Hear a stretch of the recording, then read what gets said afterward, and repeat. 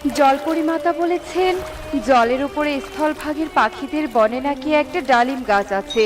ওই গাছের ডালিম খেলেই নাকি তোর শরীরের সব দাগ মিশে যাবে। তাহলে চলো মা, আমরা জলের উপরে যাই। এভাবে শরীরে দাগ নিয়ে থাকতে যে আমার একদমই ভালো লাগছে না। এরপর জলপরি তার কন্যাকে নিয়ে জলের উপরে চলে আসে। ওই তো পাখিদের বন দেখা যাচ্ছে, ওই বনে হয়তো ঔষধি ডালিম গাছটা পাওয়া যাবে। চল মা, আমরা পাখি রূপ ধরে ডালিম গাছের খোঁজে বেরিয়ে পড়ি।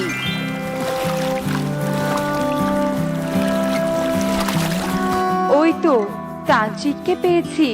তান্ত্রিককে জিজ্ঞেস করতে হবে যে ডালিম গাছটা কোথায় আছে। তান্ত্রিক বাবা, আমাকে একটু সাহায্য করুন না, আমরা যে বড় বিপদে পড়েছি। কি বিপদে পড়েছিস বল দেখি। এরপর জলপরি তান্ত্রিককে সব কথা খুলে বলে, আর তখনই সেই পথ দিয়ে ঈগল উড়ে যেতে তাদের সব কথা গাছের আড়াল থেকে শুনতে পায়। এই পাখিরা জলপরি, তাহলে তো এদের ধরে ফেলতেই হবে। এই বনের উত্তরের পাহাড়ের কাছে ওই ডালিম গাছ আছে। বনের কোনো পাখিদের সাহায্য নিয়ে সেখানে যাস, নয়তো পথ ভুলে অন্যদিকে যাবি। আচ্ছা ঠিক আছে তান্ত্রিক বাবা, আমরা তাহলে আসি। এই যে জলপরি, দাঁড়াও দাঁড়াও দাঁড়াও বলছি। মা, মা, দাঁড়াও এখানে। ওই পাখিটা আমাদেরকে ডাকছে। এ কি পাখি, তুমি কিভাবে জানলে যে আমরা জলপরি? তান্ত্রিক আমাকে বলেছে, আর তোমাদের সাহায্য করার জন্যই তান্ত্রিক বাবাই আমাকে পাঠিয়েছে। তোমরা আমার পিছু পিছু এসো, আমি তোমাদের ওই ডালিম গাছের কাছে নিয়ে যাব। আচ্ছা ঠিক আছে, চলো। এরপর ঈগল জলপরীদের নিয়ে উড়তে থাকে, আর উড়তে উড়তে তারা জঙ্গলের ভিতরে একটা বেলুন বাড়ির কাছে চলে যায়। এই যে পাখি, আমাদের এখানে নিয়ে আসলে কেন? তান্ত্রিক তো পাহাড়ের কাছে যেতে বলেছে। ওই গাছটার মালিক এই বাড়িতে থাকে, তাই তো আগে মালিকের কাছে অনুমতি নিতে হবে, নয়তো ঔষধি ডালিম শরীরে কাজ করবে না। আচ্ছা ঠিক আছে, তুমি তাহলে ভিতরে গিয়ে অনুমতি নিয়ে এসো। কি ব্যাপার ঈগল, আজ কয়টা পাখিকে ধরে এনেছিস? পাখি নয় গো ডাইনি দিদি, জলপরীকে ধরে এনেছি। তারপর ঈগল ডাইনিকে সব কথা খুলে বলে। ভালোই করেছিস, এতদিনে একটা কাজের কাজ করেছিস। দুই জলপরীকে যদি পূর্ণিমার রাতে বলি দেই, তবে যে আমার শক্তি আরো বেড়ে যাবে।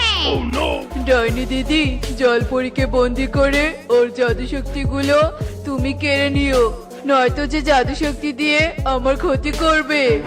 তুই কোনো চিন্তা করিস না, আমি তোর কোনো ক্ষতি হতে দিব না।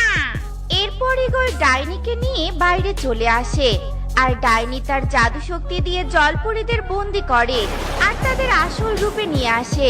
হে কি পাখি, তুমি মিথ্যে বলে আমাদের ডাইনির কাছে নিয়ে আসলে। কাজটা তুমি ঠিক করলে না, এর শাস্তি ঠিক একদিন তোমাকে পেতেই হবে। তোদেরকে তো ডাইনি পূর্ণিমার রাতে বলে দিবে, আর তুই বেঁচে না থাকলে কি করে আমাকে শাস্তি দিবি? ডাইনি দিদি, আমার পাওনাটা দিয়ে দাও তো, আমি এখন বাড়িতে চলে যাব। এই নে তোর পাওনা, এবার বাড়িতে গিয়ে আরো দুটো পাখির সন্ধান কর। মা, স্থলভাগের প্রাণীরা তো খুব খারাপ। আগে জানলে আমি কখনো স্থলে আসতাম না। আমার ডাক শরীর নিয়ে জলের নিচে সুখে থাকতাম। তবে কি আমাকে এই ডাইনির হাতে জীবন দিতে হবে?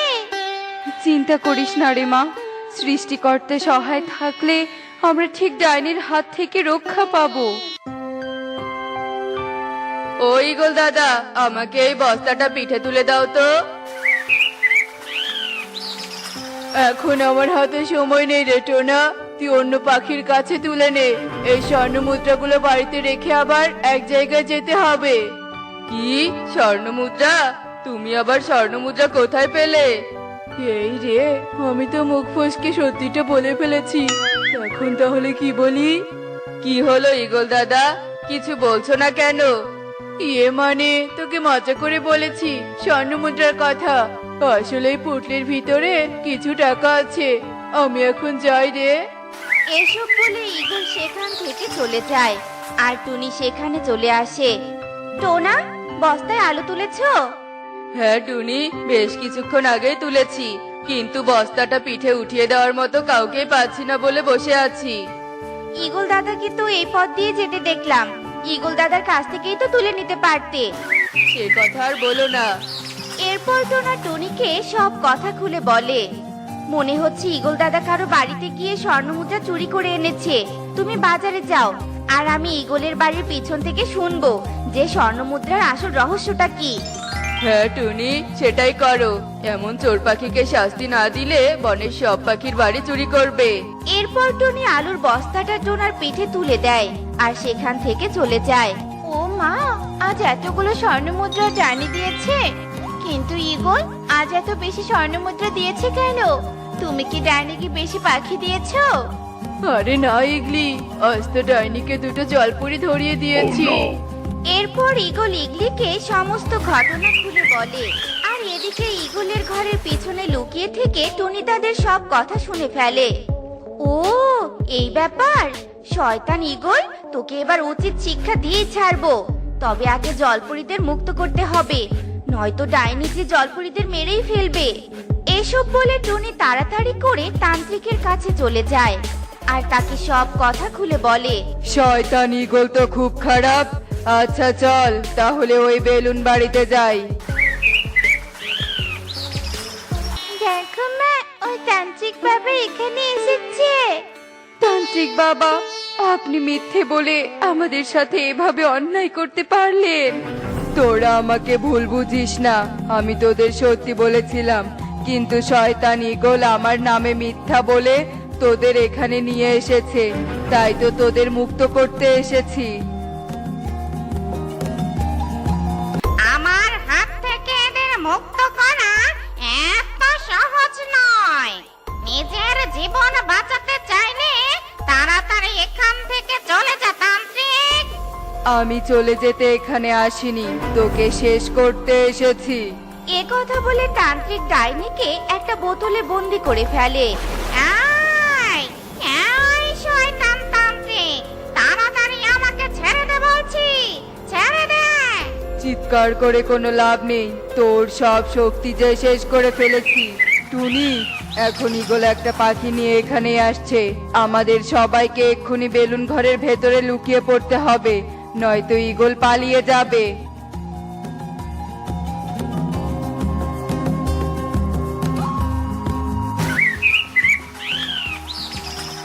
এই বাড়িতে একটা দিদি থাকে, আর ওই দিদি তোকে অনেকগুলো চকলেট দিবে। তাই নাকি আঙ্কেল? তাহলে ওই মাসিকে তাড়াতাড়ি চকলেট আনতে বললো। বলছি, দিদি দিদি তাড়াতাড়ি বাহিরে এসো, পাশের বন থেকে আমি একটা ছোট্ট ছানাকে এনেছি। আগে তোকে চকলেট দেব, তারপর ওই ছানাকে দেব শয়তান ঈগল। ইয়ে মানে তোমরা সবাই এখানে কি করছো? সেটা তো তুই ভালো করে জানিস। তান্ত্রিক বাবা, এই পাখিকে কঠিন শাস্তি দিন। এরপর তান্ত্রিক জাদু দিয়ে ঈগলকে একটা সাপ বানিয়ে দেয়। আমাকে তোমরা সবাই ক্ষমা করে দাও, দয়া করে আমার রূপ ফিরিয়ে দাও। সত্যি বলছি, আর কখনো কারোর সাথে এমন অন্যায় করব না। তোমার মতো খারাপ পাখিকে ক্ষমা করা যায় না। তুমি অনেক পাখিদের জীবন নিয়েছো, আজ আমাদের জন্য 3 জনের জীবন বেঁচে গেল। হ্যাঁ, আমি টাকার লোভে দূরের বন থেকে প্রতিদিন একটা করে পাখি এনে ডাইনিকে দিয়েছি, কিন্তু এখন থেকে এই কাজ আর করব না। তোর মতো খারাপ পাখি কোনো বিশ্বাস নেই। এখন এখান থেকে যাবি নাকি তোকে বোতলে বন্দি করব? না না, আমি চলে যাচ্ছি। তোমাদের সবাইকে অনেক ধন্যবাদ। তোমরা আমাদের সাহায্য না করলে হয়তো মরেই যেতাম। এবার আরেকটা সাহায্য করলে আমরা খুশি মনে জলে চলে যাব। হ্যাঁ জলপরি, অবশ্যই সাহায্য করব। তোমরা পাখি রূপ ধরে আমার পেছনে এসো। ছোট পাখি, তুমি আমার পিঠে ওঠো। তোমাকে তোমাদের বনে পৌঁছে দিয়ে আসবো। আর একটা কথা মনে রেখো, কোনো অচেনা পাখি কোনো কিছুর লোভ দেখালে তার সাথে কোথাও যাবে না, কেমন? হ্যাঁ মাসি, আর কারোর সাথে এভাবে যাব না।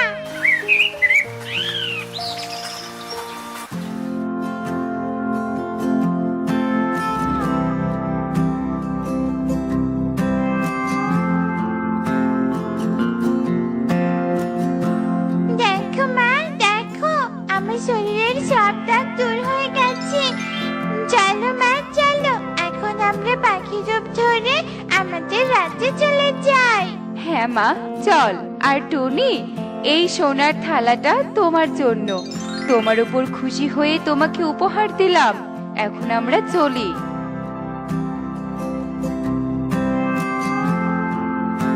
উফ বাবা, আজ শরীরটা বড্ড দুর্বল লাগছে, উঠতেই পারছি না।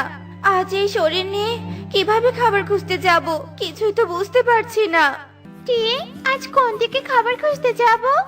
দিদি, আমার মনে হয় কি আজ বনের উত্তর দিকে খাবার খুঁজতে যাওয়া ভালো হবে, কারণ বনের উত্তর দিকে পাখিরা বেশি যায় না খাবার খুঁজতে। ঠিক বলেছিস, চল তবে উত্তর দিকেই যাই। বিউটি পাড়া টিয়ে খাবার খোঁজার উদ্দেশ্যে টুনির বাড়ির সামন দিয়ে উঠতে থাকে। ঠিক তখনই টিয়ের চোখ যায় টুনির ঘরের দিকে। দিদি, টুনির ঘরের দরজা জানালা সব খোলা, মনে হয় টুনি এখনো খাবার খুঁজতে যায়নি। চলো টুনিকেও আমাদের সাথে নিয়ে যাই। বলছিস যখন, চল টুনির ঘরে যাই। কি ব্যাপার রে টুনি, খাবার খুঁজতে না গিয়ে এভাবে ঘাপটি মেরে ঘরে বসে আছিস কেন? খাবার খুঁজতে যাবি না নাকি রে? দিদি, আমার শরীরটা একদম ভালো লাগছে না, মাথা ঘুরছে, পেট ব্যথা হচ্ছে, কিছু বুঝতে পারছি না। টুনি, তোর শরীর খারাপের লক্ষণ শুনে তো মনে হচ্ছে তোর ডিম দেওয়ার সময় হয়েছে। তোর আজকে খাবার খুঁজতে না যাওয়াই ভালো। বিউটি দিদি ঠিকই বলেছে, তুই বিশ্রাম নে, আমরা চলি। চলো দিদি। কালু, ডিমে তা দিতে দিতে আমার ভীষণ ক্ষুধা লেগেছে। ক্ষুধার জ্বালায় পেটে ইঁদুর দৌড়াচ্ছে। জলদি কিছু খাবার খুঁজে নিয়ে এসে দাও না গো, আমি যে আর ডিমে তা দিতে পারছি না। কণিকা, রোজ রোজ এভাবে খাবার খুঁজতে যেতে আমার আর ভালো লাগে না। এই ডিম থেকে ছানা বের হলে কিন্তু তুমি খাবার খুঁজে এনে আমাকে আর ছানাকে খাওয়াবে, এই বলে দিলাম। আচ্ছা ঠিক আছে কালু, তুমি যা বলবে তাই হবে। এবার তো খাবার নিয়ে এসে দাও। কালু কাক আর কিছু না বলে খাবার খুঁজতে বের হয়। আর এভাবেই বেশ কিছুক্ষণ কেটে যায়। অন্যদিকে টুনি একটা ডিম দেয়। টুনি তার ডিমকে হাতে নিয়ে আদর করতে করতে বলে, আমার ডিম সোনা, মারে তোকে অনেক ভালোবাসি। তোর বাবা নেই তো কি হয়েছে, আমি তোকে মা বাবা দুজনের আদর ভালোবাসা দিয়ে মাতিয়ে রাখবো। টোনা, টোনা, এই দেখো তোমার আর আমার ডিম সোনা। আজ তুমি বেঁচে থাকলে অনেক আনন্দ হতো। আমাদের ডিম সোনাকে নিয়ে আমরা সুখী পরিবার হতে পারতাম। কেন টোনা, কেন কেন তুমি আমাদের একা করে চলে গেলে, কেন? টুনি এভাবে মনের দুঃখে কান্না করতেই থাকে। বেশ কিছুক্ষণ পর নিজেকে সামলে নিয়ে টুনি বলতে থাকে, আরে আমি কাঁদছি কেন? আমার তো আজ আনন্দের দিন। যাই, আমার ডিম সোনাকে নিয়ে বনে সবাইকে দেখিয়ে আসি। টুনি এই বলেই তার ডিম নিয়ে বেরিয়ে পড়ে আর সবাইকে তার ডিম দেখাতে থাকে। এভাবেই বেশ কিছুদিন কেটে যায়।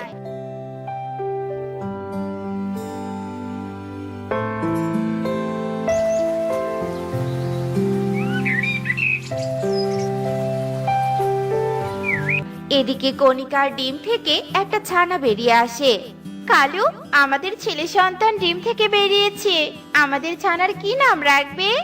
আমাদের ছানার নাম কনক। আজ থেকে আমরা ওকে এই নামেই ডাকবো। দাও, ওকে আমার কাছে দাও। আজ থেকে ঘরের খাবার শেষ। আমার ছানারও আমার কাছে আসার সময় হয়েছে। আমার ছানা ডিম ফুটে আমার কাছে আসলে ভালোভাবে উঠতে না পারা পর্যন্ত তো ঘর থেকে বেরিয়ে হতে পারবো না।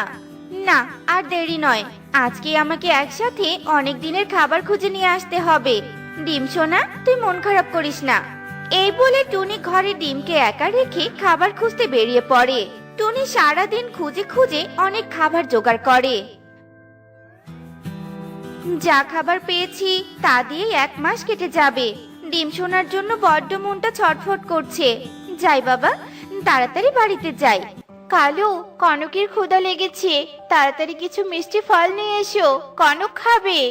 কণিকা, আমি খাবার খুঁজতে যেতে পারবো না, তুমি যাও কনকের জন্য খাবার নিয়ে এসো। তুমি কি ভুলে গিয়েছো ডিমে তা দিতে দিতে আমার শরীর দুর্বল হয়ে গিয়েছে। আমি সুস্থ না হওয়া পর্যন্ত খাবার খুঁজে আনতে পারবো না। আমিও পারবো না কণিকা। পারবে না তাই তো? আচ্ছা ঠিক আছে, আমি এক্ষুনি কনককে নিয়ে বাপের বাড়ি চলে যাচ্ছি। এই না না বউ, বাপের বাড়ি চলে যেও না, আমি এক্ষুনি কনক আর তোমার জন্য মিষ্টি ফল খুঁজে নিয়ে আসছি। এই বলে কালু কাক বেরিয়ে পড়ে। কালু এদিক ওদিক উড়ে মিষ্টি ফল খুঁজতে থাকে। ঠিক তখনই কালুর চোখ পড়ে টুনির উপর। এ আমি কি দেখছি, ছোট্ট টুনির কাছে এত শস্যদানা ফলমূল। টুনিকে দেখে ভালোই হলো, আমাকে কষ্ট করে আর খাবার খুঁজতে হবে না, টুনির খাবারগুলোই ছিনিয়ে নিব আমি। হা হা হা হা হা। এই ছোট্ট টুনি, তোর কাছে এতগুলো খাবার কোত্থেকে এলো?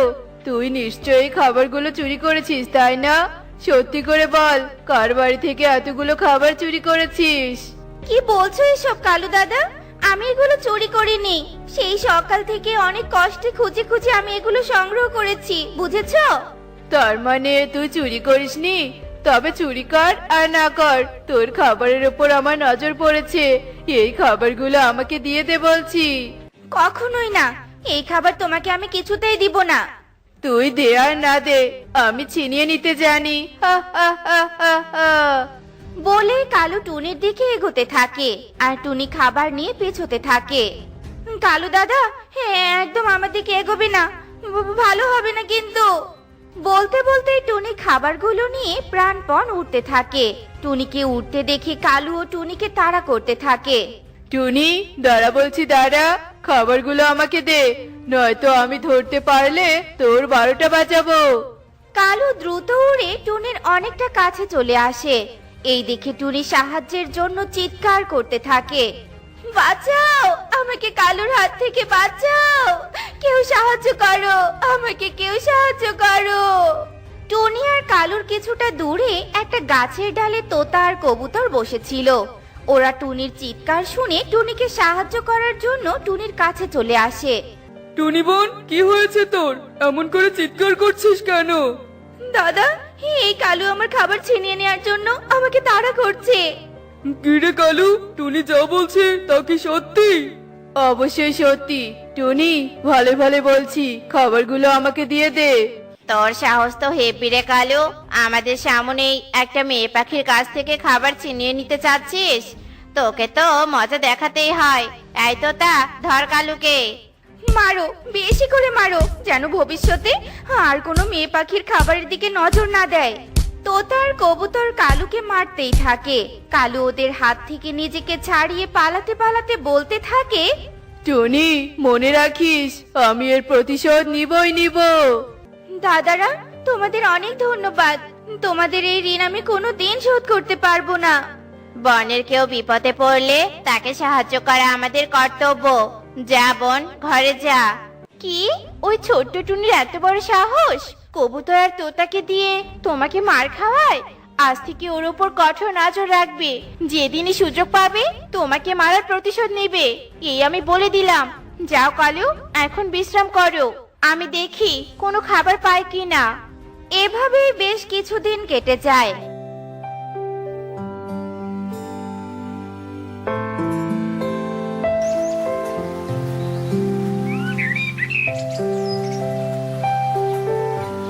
টুনির ডিম থেকে একটা ফুটফুটে কন্যা সন্তান বেরিয়ে আসে।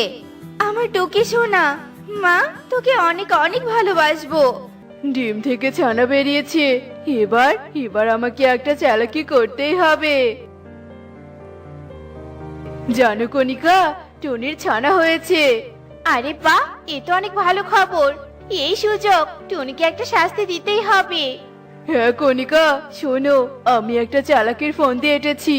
টুনি ওর ছানাকে রেখে যখন খাবার খুঁজতে যাবে, আমি তখনই ঈগলের হাতে ওর ছানাকে তুলে দিব। কিন্তু কালু, তুমি যে বলেছিলে টুনি অনেক খাবার সংগ্রহ করে রেখেছে, তাহলে ও খাবার খুঁজতে কেন যাবে? যাবে বউ যাবে, খাবার খুঁজতে ঠিকই যাবে, কারণ ওর ঘরে সংগ্রহ করে রাখা খাবার সব যে আমি চুরি করবো। হা, হা, হা, হা, হা। তাও আবার আজ রাতেই। এভাবেই দেখতে দেখতে দিনের আলো নিভে গিয়ে রাত নেমে আসে।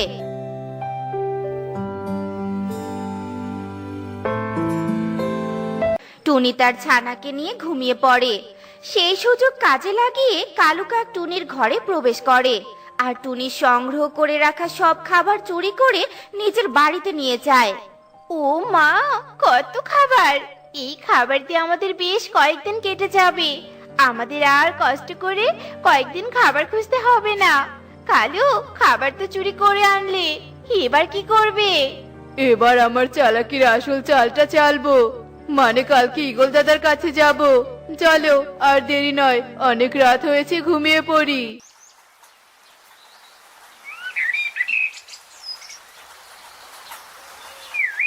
এ কি, ঘরে তো একটাও খাবার নেই। এত সব খাবার গেল কোথায়? হায় হায়, ঘরের জানালাও খোলা। তার মানে আমার সব খাবার চোর চুরি করেছে। চোর রে চোর, খাবার চুরি করার আর সময় পেলি না। আমার ছানা এখনো ঠিক মতো উঠতে পারে না, আর এই সময় আমার ঘরে আবার চুরি করা লাগে। এবার আমি কি করব? টুকি মা এখনো ঘুমিয়ে। এক কাজ করি, ও জেগে ওঠার আগে আমি খাবার খুঁজে নিয়ে আসি। যেই ভাবা সেই কাজ। টুনি তার ছানাকে ঘুমের মাঝে রেখে খাবার খুঁজতে বেরিয়ে পড়ে। কালু কাক কিছুটা দূর থেকে এই দৃশ্য দেখে বলে, বেরিয়েছে, চালাকি কাজে লেগেছে। এখন শুধু ঈগল দাদাকে ডেকে আনার পালা। ঈগল দাদা, ঈগল দাদা, তোমার জন্য একটা সুখবর এনেছি। সুখবর? আমার জন্য সুখবর? বল দেখি শুনি, কি সেই সুখবর? দাদা, টুনি বেশ নাদুস নুদুস একটা ছানা দিয়েছে, আর ওই ছানাকে ঘরে রেখে ও খাবার খুঁজতে বেরিয়েছে। তুমি তাড়াতাড়ি গিয়ে ওই ছানাকে তোমার ব্রেকফাস্ট বানিয়ে নাও। সত্যি বলছিস? তাহলে আমি এক্ষুনি যাব। টুনি, চালাকি করে তোর সংগ্রহে সব খাবার চুরি করেছি, যাতে তুই তোর ছানাকে রেখে বাইরে বের হোস। আর এখন ঈগলকেও পাঠিয়েছি তোর ছানাকে খেতে। এবার বুঝবি ছোট টুনি, কালুর সাথে পাঙ্গা নেওয়ার মজা। কালুর বলা প্রত্যেকটা কথা টুনি শুনতে পায়। তার মানে সব চালাকি কালুর। ওদিকে ঈগল যাচ্ছে আমার ছানাকে খেতে। না না, ঈগলের আগে গিয়ে আমার ছানাকে বাঁচাতেই হবে। টুনি সেখান থেকে দ্রুত উঠতে থাকে তার বাড়ির দিকে। বেশ কিছুক্ষণ পর টুনি ঈগলের আগে তার বাড়িতে পৌঁছে যায় আর তার ছানাকে অক্ষত দেখে। আমার ছানা, আমার ছানা ঠিক আছে। হে বিধাতা, হাজার হাজার শুকরিয়া তোমার কাছে। কালু, আমাকে তোর চালাকির ফাঁদে ফেলতে চেয়েছিলি তাই না? এবার দেখ তুই কিভাবে নিজেই নিজের চালাকির ফাঁদে ফেসে যাস। টুনি তার মেয়ের মতো একটা পাথরের মূর্তি এনে ঘরের মাঝে রেখে দেয়। কাজ হয়ে গেছে, চল মা, এখান থেকে আমরা পালিয়ে যাই। এই বলে টুনি তার মেয়েকে নিয়ে সেখান থেকে পালিয়ে যায়। কিছুক্ষণ পর ঈগল টুনির ঘরে প্রবেশ করে আর টুনির ছানারূপী পাথরের মূর্তি দেখে খুশি মনে যেই না কামড় দেয়, তখনই তার সব দাঁত ভেঙে যায়। ও মা গো, ও বাবা গো, হে তো ছানা নয়, হে তো পাথরের মূর্তি। শয়তান কালু কাক, তুই আমাকে এভাবে ঠকালি, তোকে আজ আমি ছাড়বো না। ঈগল সেখান থেকে উড়ে কালুর কাছে চলে আসে। কালু ঈগলকে দেখে বলে, কি ব্যাপার দাদা, খেয়ে বেশ শান্তি পেয়েছো তাই না? শান্তি না ছাই, তোর জন্য আমার সমস্ত দাঁত ভেঙেছে। আজ আর তোর রেহাই নেই রে, রেহাই নেই। নয় হ্যাঁ, টুনির ছানা খেতে পারিনি তো কি হয়েছে, তোকে আজ আমি স্যুপ বানিয়ে খাবো। ওরে বাবা, কালু পালা রে পালা, বাঁচতে চাইলে পালা। এই বলে কালু উঠতে থাকে আর ঈগলও কালুকে তাড়া করতে থাকে।